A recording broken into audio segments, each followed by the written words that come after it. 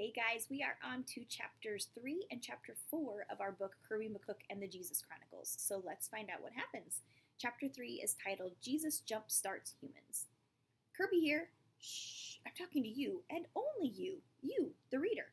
Don't tell anyone, okay? Just between you and me. Zuri Claire doesn't have a phone.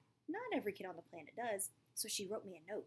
It said, "Your teaching was really interesting last week. P.S. Do you like me? Check yes or no." Oh boy, what am I ever gonna do? Of course I like her, but I can't tell her, can I?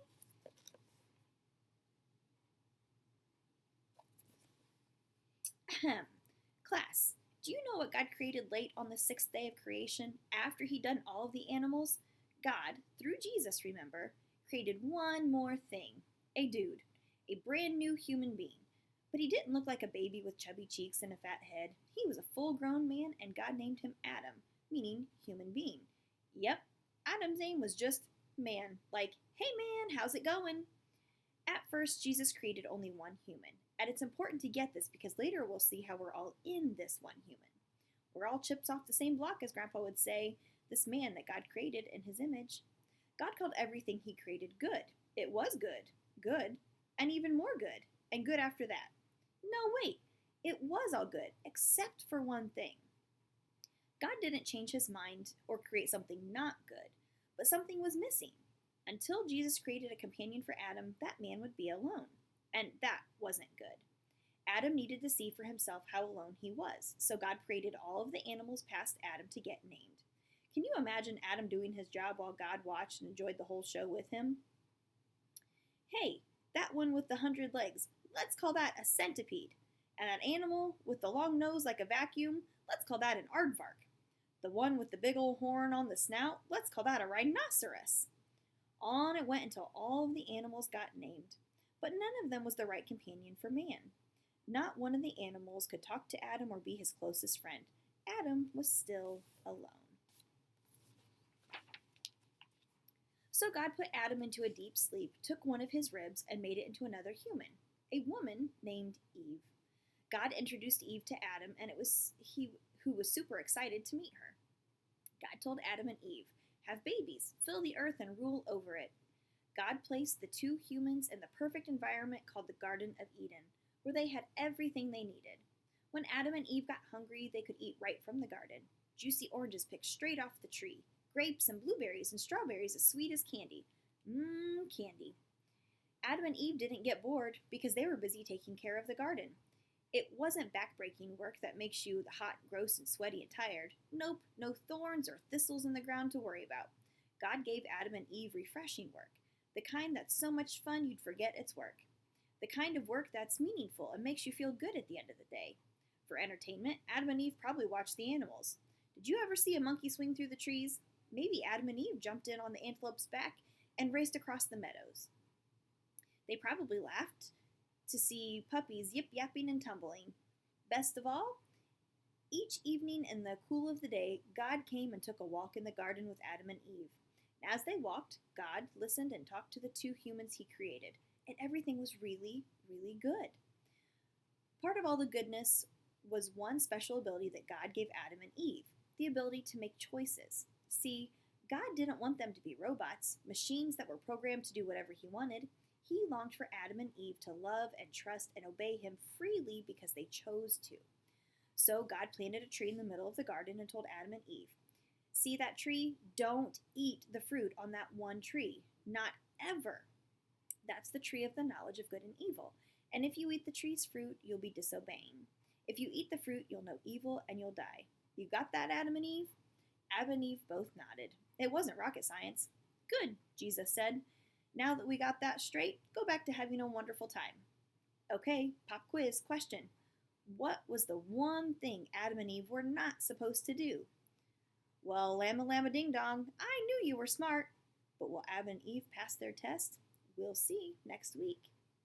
In Kirby's notes, it says, "Stick inside your brain.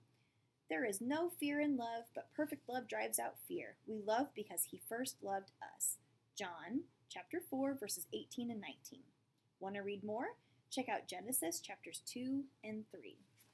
And here's the illustration. It says God doesn't want robots. What does chapter 4 say? Chapter 4 is called Jesus Gives Hope to a Sketchy World.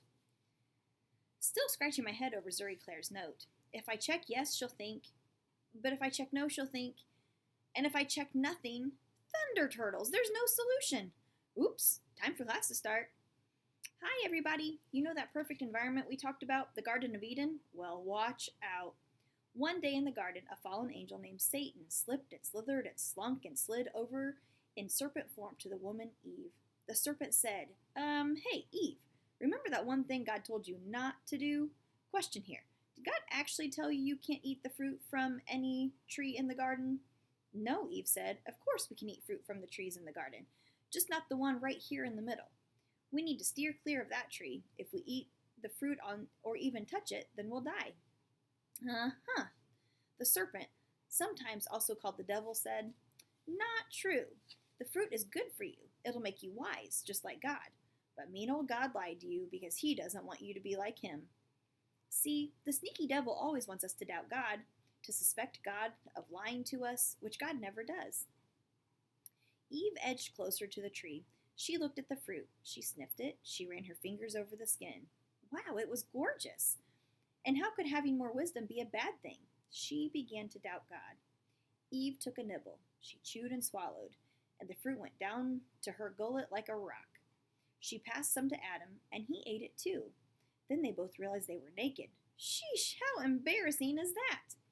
Like that dream when you come to school in only your underwear, but way, way worse. No underwear. Adam and Eve both disobeyed God, and they both died. They didn't die physically, keel over and stop breathing right away. That would come later. But that same instant, they died spiritually, meaning they were separated from God for the very first time. This thing called sin, disobedience, came between humans and God and built a great big wall between us. All humans forever were affected when Adam and Eve sinned.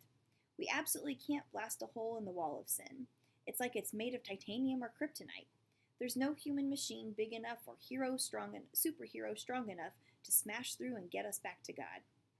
Of course, God's more powerful than any superhero. He can smash the sin wall and reach us. Nothing stops him. But sin needs to be dealt with because God is absolutely holy, awesome, majestic, mighty, and nothing dirty or polluted like sin can come near him. There's no trace of evil in God, so sin and God just can't be in the same place. But just wait. Later, we'll see Jesus tear down that wall and deal with our sin. That evening when Jesus came in to walk with Adam and Eve in the cool of the garden, they hid in the bushes. They were ashamed. They'd never been ashamed before, but sin made them feel shame. They sewed fig leaves around themselves to try and carry the bushes along and keep hiding. It didn't work. God knew exactly where Adam and Eve were because he always knows everything. Jesus talked with them and about what they had done. Eve tried to pin the blame on the serpent, and then Adam blamed Eve. See, shame, blame, and hiding are all part of the ugly stuff of sin. Adam and Eve knew exactly that they had disobeyed God, and now there would be consequences. What does that word mean?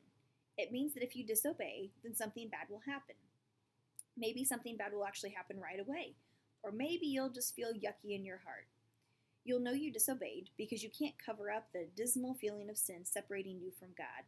Unless you disobey so much that you get used to that yucky feeling and you don't ever notice it anymore. Then you'll be in a really big mess because it's hard for you to tell what's good and what's not. God never ever stopped caring for Adam and Eve, just like he never stops caring for you or me. Yet consequences came.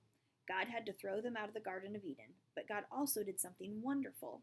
God promised that one day the sin would be blasted away and the person who did it would be Jesus. One far future day, the serpent would bruise the heel of Jesus' foot, but Jesus would crush the serpent's head. That means the serpent would hurt Jesus only a little compared to how Jesus would completely destroy the devil. Jesus would totally win.